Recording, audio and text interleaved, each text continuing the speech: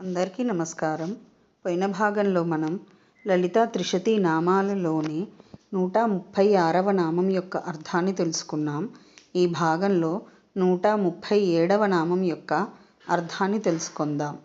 అస్మద్గురు దివ్యచరణారవిందాభ్యాం నమో నమః. అశేషజనమోహినీం అరుణమాల్యభూషాంబరాం జపాకుసుమభాసురాం జపవిధౌ స్మరేదంబికాం. శివాయ గురవే నమః. శ్రీగురు పదాంభుజములకు సభక్తికమైన ప్రణామాంజలి సమర్పణతో లలితా త్రిశతి నామ సంఖ్య 137. ఓం సర్వావగుణవర్జితాయై నమః. ఓం సర్వావగుణవర్జిత. ఇది 8 అక్షరముల నామము. ఈ నామంతో మనము అమ్మవారికి సభక్తికముగా నమస్కరించుచున్నప్పుడు ఓం సర్వావగుణవర్జితాయై నమః అని పలుకవలెను. సర్వావగుణవర్జిత అన్నిటిలో అవగుణ స్పర్శ లేనిది అని అర్థము. అవమానమునకు హేతువులైన గుణములు అవమాన గుణములు. ఆధ్యాత్మిక సంబంధము చేత సమిష్టి యందు ఆరోపింపబడిన సత్వ రజ తమోగుణములు ప్రతివ్యష్టి సూక్ష్మ శరీరమునందు ఆరోపితములు.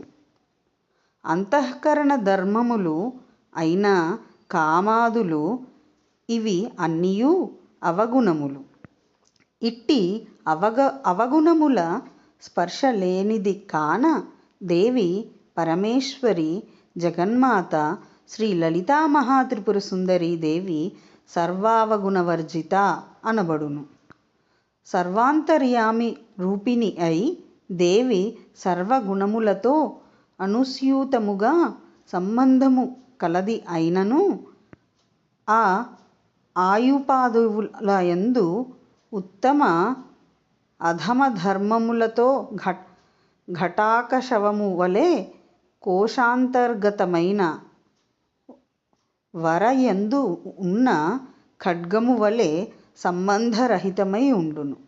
సర్వలోక చక్షుస్థానీయుడైన సూర్యుడు నేత్ర సంబంధమైన దోషము చేత సంలిప్తుడు కాడు.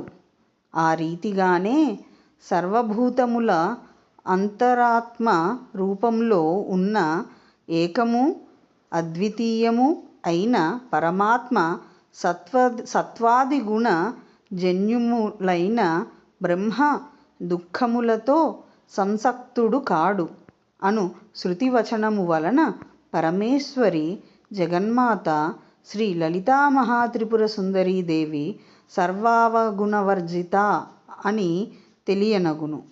ఓం ఐం హ్రీం శ్రీం సర్వావగుణవర్జితాయై నమః.